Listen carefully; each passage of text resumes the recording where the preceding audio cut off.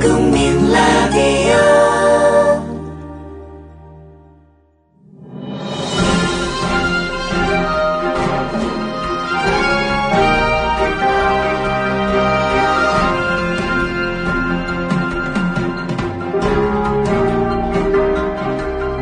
김용민의 조간 브리핑.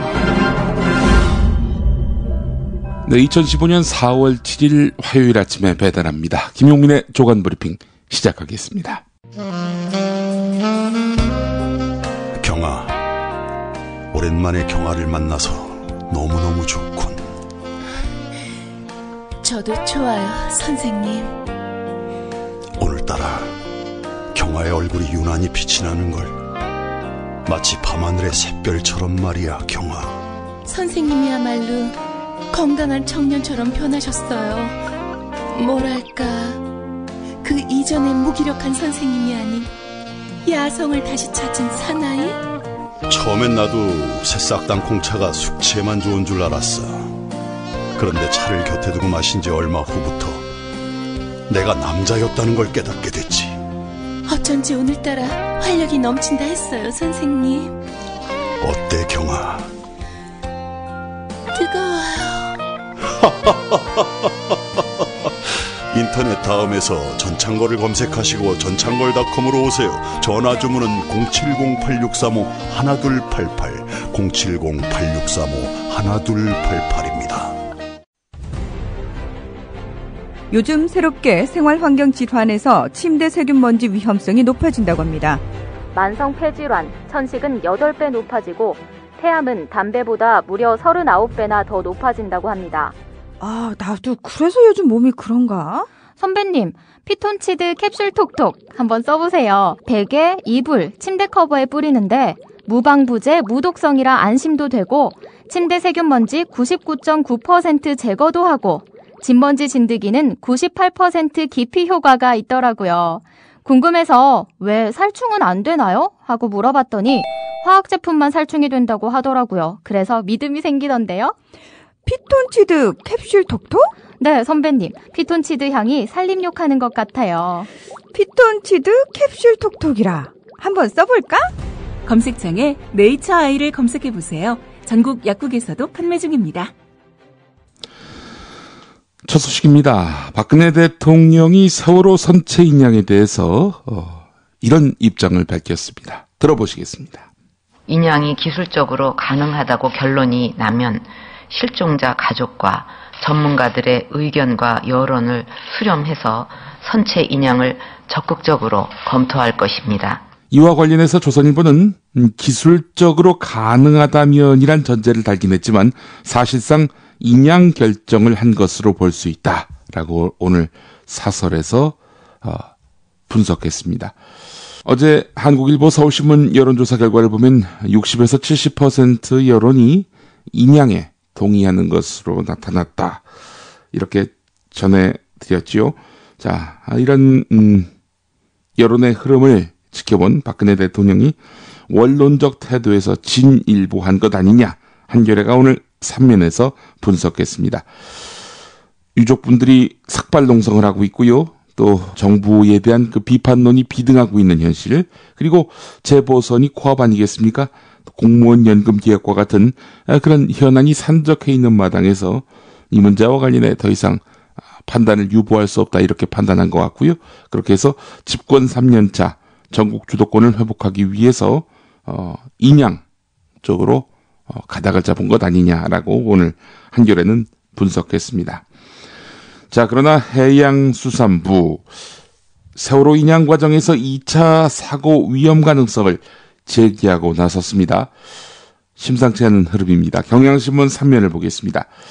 해양수산부는 2차 사고 위험이라는 표현을 동원해서 선체 인양 도중에 2차 사고가 발생할 수 있다, 이렇게 지적을 했는데 선체 인양 도중 1077톤에 이르는 화물이 움직이게 되면 선체의 무게중심이 바뀔 수 있다는 겁니다. 그러나 2차 사고 위험을 제시한 것은 세월호 선체 인양의 위험성을 강조해서 부정적인 여론을 조성하려는 것이란 의구심도 일각에서 제기된다고 경향신문이 짚었습니다. 보고서에 해외의 대형 여객선 침몰 사고 인양 사례를 첨부하면서 예로 든 6건의 사고 가운데 4건이 인양을 포기한 사례인 것도 이를 뒷받침한다는 것이죠. 예.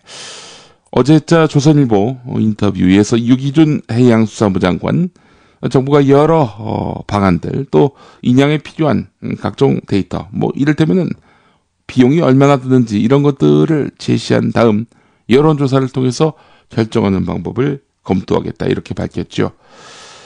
해양수산부가 국민에게 제시할 데이터가 무엇인지 대략 감이 잡혔습니다. 해봐야 안 된다, 이런 내용의 데이터 아니겠습니까? 자, 조선일보를 오늘 보면 말이죠. 해봐야 안 된다, 이런 식의 그 뉘앙스를 담은 그런 기사를 3면에 한가득 실었습니다. 그물 용접으로 세월호의 틈을 막는데 체인 연결에만 6개월이 걸린다. 이걸 제목으로 달았고요. 침몰된 배에 구멍을 뚫고 체인을 연결한 전례. 베테랑 잠수사들도 해본 적이 없다. 라는 잠수사들의 조언도 이렇게 실었고요. 크레인 2대를 대여하는데 하루 10억 원이 걸리는데 악천후로 작업이 지연될 때에는 2천억 넘게 될 것 같다. 이렇게 조선일보는 3면에 한가득 실었습니다. 해봐야 안 된다. 한마디로 이렇게 요약되는 거 아니겠습니까? 예. 사실 박근혜 대통령의 이런 언급도 참 진정성이 없어 보입니다. 마치 큰 선심을 쓰는 것 같지 않습니까? 그러나 작년 10월 수색 종료를 선언할 때만 하더라도 실종자 또 유족은 이제는 수색이 어려우면 인양으로 가겠지라고 믿었습니다. 그러나 반년 동안 정부가 한 것은 손가락 빠는 것 정도입니다. 인양하느니 마느니 이걸 놓고 공론분열을 이야기했었고요. 이제 와서 상색을 내는 것 자체가 놀라운 일입니다. 자, 조선일보 사설을 보겠습니다. 정부는 세월호 참사 피해자들에게 손해배상금으로 총 1,400억을 지급하기로 했다. 여기에 인양비용 최대 2천억, 실종자 수색에 쓴 비용을 합치면 세월호 수습에는 총 6천억이 넘는 비용이 될 수 있다. 이 돈은 대부분 국민 세금으로 충당된다. 진상규명특별위원회도 구성돼 곧 본격 활동에 착수하게 된다.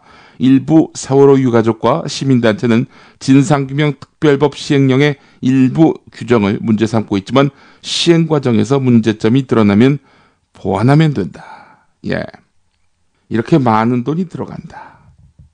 그리고 진상규명특별법과 관련해서 시행령, 이거 문제 있다라는 유족과 일부 시민의 태도는 불합리하다. 조선일보다운 논조입니다. 자, 그런데 저는 조선일보 사설에서 어째 이 부분이 이렇게 눈에 들어올까요? 세월호 참사의 수습이 마무리 단계에 들어선 만큼 이제 모두 일상으로 되돌아갈 때다. 서울 광화문 광장에 설치한 천막을 치우고 진상규명 특위 활동을 차분히 지켜봐야 한다. 예, 이 부분입니다. 광화문 광장, 말씀드린 대로 조선일보 사옥과 붙어있는 코리아나 호텔과 가깝습니다. 한눈에 보입니다. 코리아나 호텔 40%의 지분을 현 사장이자 발행인인 방상훈 씨가 소유하고 있고요. 이런 방상훈 씨 일가 소유 지분을 보니까 90%입니다. 사실상 방 씨 일가의 소유라고 해도 과언이 아닙니다. 자, 이런 코리아나 호텔에서 광화문 투쟁 현장이 비춰지는 거, 이게 참 자기들에게는 영업상 손실이라고 판단한 것은 아닐까요? 예, 이런 추정을 해보는데요. 자, 이와 관련해서 조선일보 14면을 보면은 광화문 주민은 광화문 광장 확장에 뿔났다, 이런 제목의 기사가 있습니다. 광화문 광장, 아시는 대로 서울시가 확장하겠다, 이런 입장을 밝히지 않았습니까? 이와 관련해서 이 주변 시민들이 집회와 시위로 그야말로 고통스럽다, 이러면서 집단 행동에 나섰다는 거지요. 생존권을 위해서 강력하게 대응하겠다면서 광화문 광장을 추진하는 서울시를 상대로 해서 저항하겠다는 입장을 밝혔다고 합니다. 광화문 광장 확장 반대하는 주변 주상복합 빌딩과 아파트들 해가지고 파크팰리스, 경희궁의 아침, 광화문 시대, 용비어천가, 세종로 대우아파트, 여기 주민들의 이름이 거론되고 있네요. 어째 조선일보는 보이지 않습니다. 코리아나우텔이 보이지 않습니다. 본인들의 입장을 이분들 이름을 앞세워서 전한 것은 아닌지 하는 그런 생각도 해보게 되고요. 네, 어디까지나 이건 제 추정입니다. 네. 조선일보는 국가와 민족보다는 회사의 영달을 위해서 아젠다를 세팅하고요. 논조를 결정하고 있는 그런 신문으로 또 저는 판단하고 있습니다. 무상급식 얘기를 해보도록 하겠습니다. 한겨레 일면을 보겠습니다. 새누리당 소속의 홍준표 경남지사의 무상급식 지원 중단을 놓고 논란이 확산되고 있는 가운데 같은 당의 남경필 경기도지사가 한겨레와의 인터뷰에서 무상급식은 선거를 통해 이미 국민적 합의를 본 사안이다. 이를 되돌리려 해서는 안 된다. 이런 말을 했습니다. 남경필 지사, 저는 무상급식이 필요하다고 생각한다 라면서 지금 우리 복지 수준이 아이들한테 밥 먹이는 게 과하다고 생각하지 않는다. 또 선거 때 국민들의 판단에 의해서 합의되는 내용들이 있었다. 무상급식을 국가 아젠다로 삼았던 2010년 지방선거, 또 무상보육을 국가 아젠다로 삼았던 지난 대선, 이런 것들을 통해 크게 합의가 된 문제들을 개인들의 판단으로 되돌리는 것은 굉장한 사회적 갈등을 야기할 수 있다. 이렇게 말했다는 겁니다. 한겨레 일면 보도였습니다. 이미 그 남경필 지사는 도 예산으로 학교급식 관련 예산을 편성한 바 있죠. 도교육청에 전입한 급식 전입금 2008년부터 2014년까지는 0원이었습니다. 김문수 도지사 시기에는 0원이었습니다. 자, 그런데 2015년에 237억을 배정했다는 것입니다. 홍준표 경남, 남경필 경기지사의 무상급식 관련한 발언, 정리해볼까요? 3월 27일 홍준표 지사가 스스로 페이스북에 남긴 글입니다. 무상급식 지원 중단, 서민자녀 교육비 지원은 진보 좌파들에 의해 선동된 무책임한 무상정책을 국민들에게 제대로 알려서 국가 미래를 바로잡고자 하는 고육지책이다. 이렇게 말을 했고요. 2014년 12월 1일에는 진보 좌파의 무상파티는 이제 경남에서는 종식돼야 한다라고 했습니다. 자, 한겨레와 인터뷰한 남경필 지사, 여당이 어떻게 하면 무상급식을 안정적으로 해낼 수 있을지 논의해야 한다. 이런 말까지 했다고 하는군요. 네. 경향신문 13면으로 가겠습니다. 어제 경향신문이 특종을 냈고요. 조선일보, 한겨레가 사설에서도 이 문제를 거론했는데요. 식당 복도 앞에서 급식비 미납자들을 공개하고 급식을 먹지 말라고 한 사실이 논란을 일으켰죠. 서울 충암고 교감의 행태가 이러했습니다. 자, 이런 가운데 서울 충암고 교장이 비교육적인 방법은 아니다 라면서 교감의 행동을 두둔한 것으로 알려졌습니다. 어제 항의 방문을 한 학부모 교육단체들과 충암고 교장이 이제 만났는데요. 급식비를 낼 여유가 있으면서도 내지 않는 도덕적 해이가 많아서 교육하는 차원이었다 라면서 여러 학생들 앞에서 급식비 미납 사실을 밝히는 것이 비교육적인 방법인지 몰랐다. 지금도 비교육적이라고 생각하지 않는다. 이렇게 말했다고 합니다. 자, 그런데 경향신문 취재 당시 교감이 급식비를 미납했다고 공개한 학생 중에는 저소득층, 한부모 자녀들도 포함되어 있었던 것으로 확인된 바 있습니다. 설령 교장의 말이 100% 옳다 하더라도 말이죠. 아니, 학생들이 급식비를 벌어서 냅니까? 부모들이 급식비를 벌어서 내는 거 아닙니까? 문제가 있다면 그 부모를 불러다가 따져야지. 그 왜 아이들한테 그럽니까? 이 교장교감, 참 기가 막힌 분들이네요. 예. 서울시 교육청은 충암고에 대해서 진상조사에 착수했습니다. 적법 절차를 거쳐서 조치를 취하겠다는 그런 입장도 밝혔다고 하는군요. 네, 이 내용은 경향신문 13면에 실렸습니다. 계속해서 서울신문 10면으로 가보겠습니다. 이명박 정부 시절에 중앙대가 각종 외압과 특혜로 성장한 정황이 곳곳에서 드러나면서 박범은 전 청와대 교육문화수석에 대한 검찰 수사가 중앙대 재단을 소유한 두산그룹으로 급속히 옮겨가고 있습니다. 박범은 전 청와대 교육문화수석, MB정권 때 교육문화수석을 했고요. 또 이명박 대통령 최측근으로 통하는 인물 아니겠습니까? 중앙대 총장도 지냈고요. 서울신문 기사에서 이 부분이 주목됩니다. 중앙대 관계자와 업계 인사 등에 따르면 두산그룹은 사회이사 제도를 통해서 전직 검찰총장 등 검찰 고위직을 영입하는 한편 친이명박계 정치인에게는 중앙대 특임 교수직을 부여하는 방식으로 해서 정관계와의 끈을 유지해왔다는 거지요. 특히 그 검찰 고위직의 사회이사 영입은 2005년 이른바 형제의 난으로 두산그룹 일가가 검찰 수사를 받은 이후 두드러졌는데, 정치인의 특임 교수 초빙은 MB정부 출범 이후 당시 여권 실세와 여권 내 일부 선거 낙선자들에게 그 혜택이 돌아갔다는 겁니다. 그 사례를 한번 좀 살펴볼까요? 일단 주요 사회이사 현황을 보면은 두산엔진의 사회이사로 23대 검찰총장을 지낸 정구영 씨, 31대 검찰총장인 이명재 씨는 두산인프라고 2012년에 사퇴를 하긴 했군요. 33대 검찰총장 송광수 씨는 주식회사 두산, 그리고 이종백 서울고검장은 올해 2월에 사퇴하긴 했습니다만은 두산건설, 그리고 현재도 사회이사인 주식회사 두산 이사직을 맡고 있습니다. 경향신문 12면 보겠습니다. 자, 이명재 전 검찰총장, 두산인프라코 사회이사를 2012년까지 맡았다라고 말씀을 드렸는데, 현재 두산이 소유한 중앙대의 비상임 개방이사입니다. 2017년까지가 임기라고 하는데 말이죠.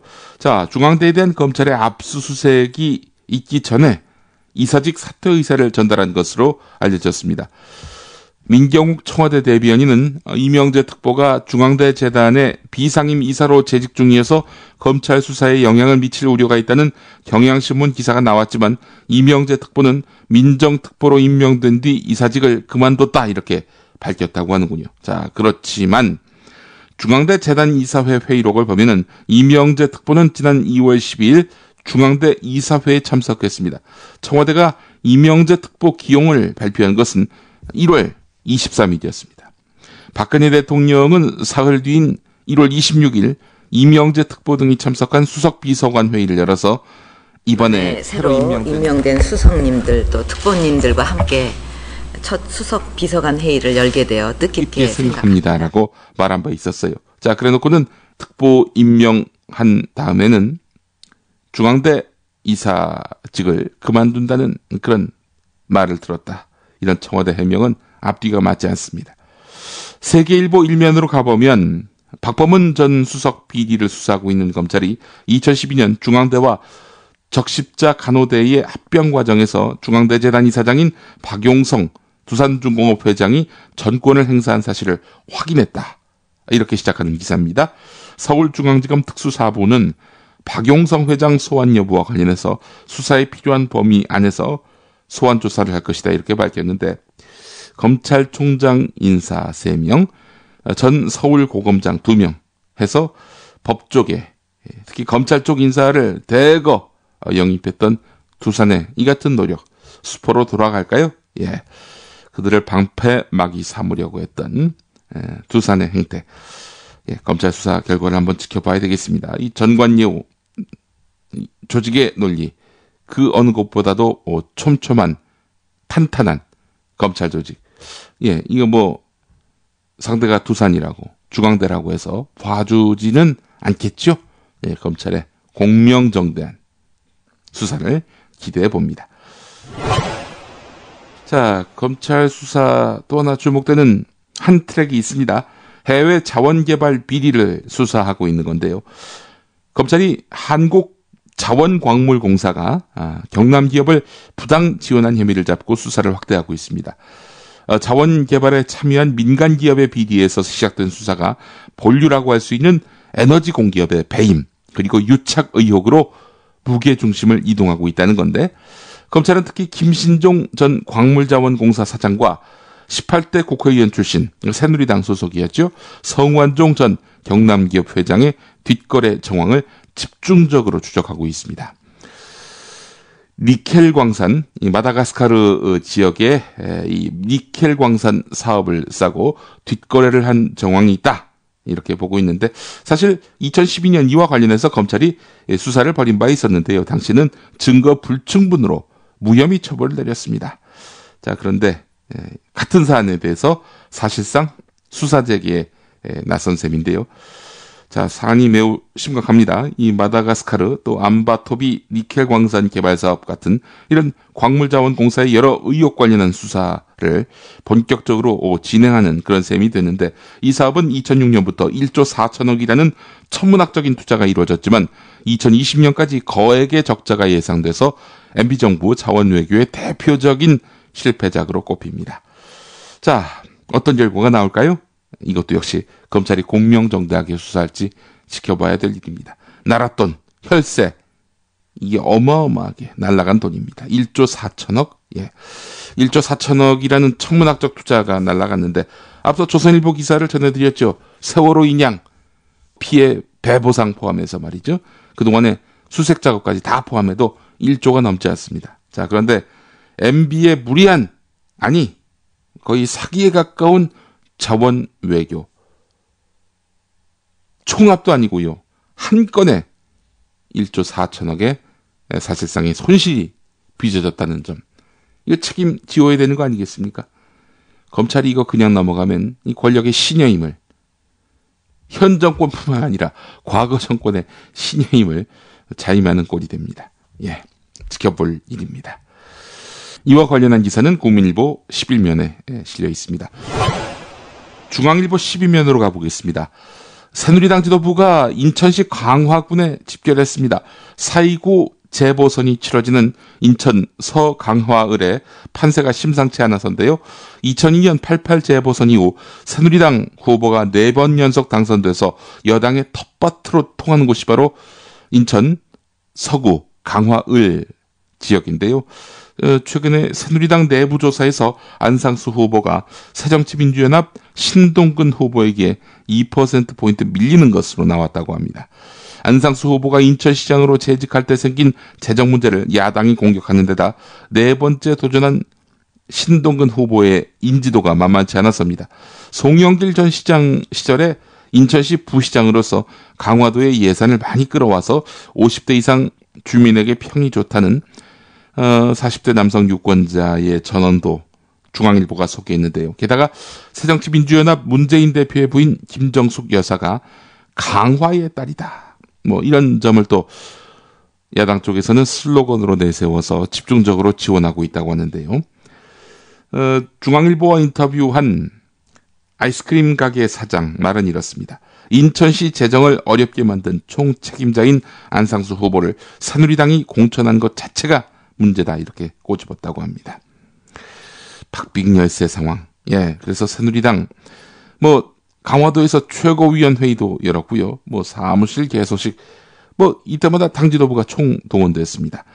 김무성 대표 같은 경우 거의 온종일 강화에 머물렀고 안상수 후보의 강화읍 자택에서 숙박하기도 했다고 하는데요. 네, 강화를 우리나라에서 제일 잘 사는 섬으로 만들겠다, 이렇게 호언장담하기도 했습니다. 자, 선거 때가 돼서 이렇게 예산 폭탄 운운하고요, 싹쓸이 운운하는 일도 김무성 대표 회피하지 않고 있는데요. 그의 말에 과연 진정성이 있을까요? 뉴스의 재구성 듣고 다시 오겠습니다. 이 지역 발전을 위해서 과연 어떤 일을 했습니까? 예산 얼마나 가져왔습니까, 여러분? 새누리당과 집권여당 새누리당의 당대표인 저 김무성이가 확실하게 책임지겠다고 약속드리겠습니다, 여러분!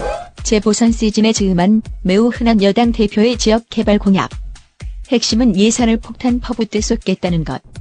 2014년 730 재보선 이후에도 그 말은 나왔고, 선거 기간 중에 약속한 예산 폭탄이 불발탄이 되지 않도록 당 차원에서 적극 지원하도록 하겠습니다. 이번 광주 재보선에서는 예산 싹쓸 이론을 설파하고, 이정현 최고위원이 전남 발전 예산을 싹쓸이 해오듯이 우리 정승도 국회의원이 되면은 광주 발전을 위해서 예산을 엄청나게 가져올 수 있을 것으로 저희는 생각하고 저희들이 그렇게 만들도록 하겠습니다. 김무성 새누리당 대표는 경기 성남 중원을 찾아 덥석 자리부터 약속했습니다. 새누리당 성남 출마자 신상진 후보를 제일 중요한 보직에 임명을 해서 지난 3년간 하지 못한 일을 남은 임기 1년 동안 다 할 수 있도록 서울 관악을에 가선 후보 이름을 딴 법까지 만들겠다고 말했습니다. 오신환 후보가 당선되면은 오신환 법을 만들어서 인천서 강화을의 안상수 후보는 지하철 조기 개통, 강화도와 영종도를 연결하는 연도그 건설, 검단 신도시 개발 등 대규모 토목 사업을 약속했습니다. 돈 없어서 아이들에게 밥을 못 준다는 새누리당. 어찌 선거 때만 되면 무차별적 예산 폭탄 약속을 서슴지 않을까? 김무성 씨가 당대표가 되기 전 2014년 2월 발언에 답이 있는데 국민 여러분, 내가 당선되면 이런 해주겠습니다. 여기에 속아가지고 콘찍어가지고 대통령도 국회에 당선되죠. 정치인들에게 국가 재정 건전성을 감안해서 공약을 해라 하는 요구를 하는 것은 불가능한 이야기입니다. 우선 당선되고 봐야 되니까 그게 되겠습니다.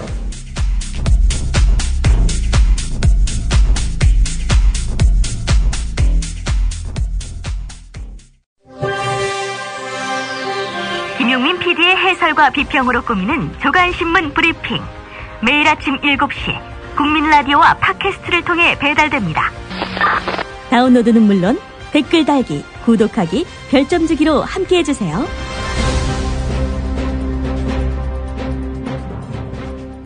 오늘 조선일보 신면을 보니까 말이죠. 조계종 종무원 조합, 노동조합인가요? 그런 것 같습니다. 정봉주 전 의원을 모욕 혐의로 경찰에 고소했다는 겁니다. 지난달 31일 바른불교 제가 모임 창립법회에서 정봉주 전 의원이 축사를 했지요. 세월호 참사 때 부모와 국민들이 고통스러워하는데 한국의 정신이라는 종교 지도자는 한 분도 안 계셨다. 조계종은 어디에 있었나? 서울 종로에 김정은과 똑같은 집단이 뚜아리를 틀고 있다라는 취지의 발언을 했다. 이 조계종 종무원 조합이 주장을 했는데요. 관련해서 불교방송이 며칠 전에 정봉주 전 의원을 공격하는 내용의 인터뷰를 방송하기도 했었죠. 자, 사실 이 바른불교 제가 모임 창립법회 저도 참석했었습니다만은 이 자리에서는 중심 취지가 불교의 건강성을 회복하자 이런 내용이었거든요. 자, 그런데 몇몇 발언만 문제 삼아서 이 개혁을 주도하고 있는 세력의 취지를 오도하려는 것 아니냐라는 그런 비판이 제기될 만도 합니다. 부처님이 이런 말씀을 하셨죠. 달을 가리키는데 손가락을 본다. 손가락을 보지 말고 달을 보라. 예, 꼭 여기에 들어맞는 말씀인 것 같습니다. 올해 연말정산에서 연봉 1억 원에 육박하는 고소득 독신 직장인이 가장 많은 감세 혜택을 받다는 분석이 나왔습니다. 세계일보 15면에 실린 기사인데 한국납세자연맹이 연말정산 검증운동에 참여한 1000여 명의 자료를 분석해서 발표한 결과 연봉 9,981만 원의 독신 직장인은 세금이 총 136만 1,250원이 줄어서 연말정산 세법 개정의 최대 수혜자로 꼽혔다는 겁니다. 반면에 연봉이 낮은데도 증세를 한 사례가 속출한 것으로 나타났다는 겁니다. 연봉이 낮으면, 소득 수준이 낮으면 연말정산의 수혜를 입는다라는 것이 정부의 공언 아니었습니까? 자, 그런데 연봉 1억에 육박하는 근로자가 최대 수혜를 입었다. 뭐 그렇다면 부자 감세로 봐도 될까요? 예, 세계일보 15면 기사였고요. 중앙일보 8면으로 가보겠습니다. 지구온난화로 한반도의 강수량이 늘고 있지만 여름철에 집중되면서 가을부터 이듬해 봄 사이에 오히려 가뭄이 심해지는 역설적인 현상이 점점 두드러지고 있다는 겁니다. 1970년대만 하더라도 1231.5mm였던 강수량이 최근 10년에는 1511.5mm로 22.7% 증가했습니다. 자, 그런데 가을과 봄의 강수량은 8.7% 감소한 것으로 나타났단 말이죠.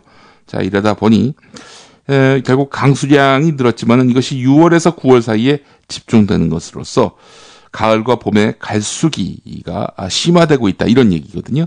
물 부족에 대비해서 댐 관리 방식을 바꿔야 한다. 중앙일보가 이렇게 짚었는데 이 홍수 가뭄 하면 누가 생각납니까? MB가 생각나지 않습니까? 홍수 가뭄을 방지한다면서 4대강 사업을 벌였는데 어째 홍수 가뭄 개선됐나요? 예. 봄 가뭄이 걱정됩니다. 예. 좀 더 많은 댐을 지어야 한다. 좀 더 많은 보가 필요하다. 혹시 이런 소리는 하는 것은 아닌지 모르겠습니다. 조선일보 일면에 기업들의 인터넷 전문은행 설립의 길이 열렸다. 정부가 지분 참여 30% 이상을 허용하기로 했다고 하는데 재벌 계열사는 제외했다고 하지만 물꼬를 터줬다는 점에서 참여할 길은 얼마든지 생길 수 있겠다. 저는 또 이렇게 추정하는 바입니다. 금산분리 그 원칙이 완전히 붕괴돼 가고 있는 그런 현실입니다. 네, 오늘 전국이 대체로 흐린 가운데 지역에 따라서 비가 내리는 곳이 있겠습니다. 중부 일부 내륙에는 오후, 전라남도와 경상남도, 제주도에는 밤에 비가 오겠습니다. 김용민의 조간 브리핑 오늘 순서는 여기까지입니다. 애청해주신 여러분 감사합니다.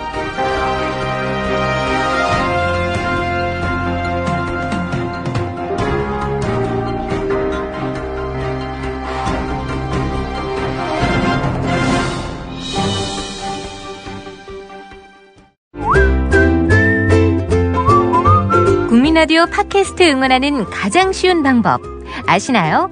다운로드하기, 별점 주기, 댓글 달기, 구독하기. 국민라디오 팟캐스트 널리 알리는 가장 쉬운 방법. 다운로드하기, 별점 주기, 댓글 달기, 구독하기. 기억하세요. 다운로드하기, 별점 주기, 댓글 달기, 구독하기.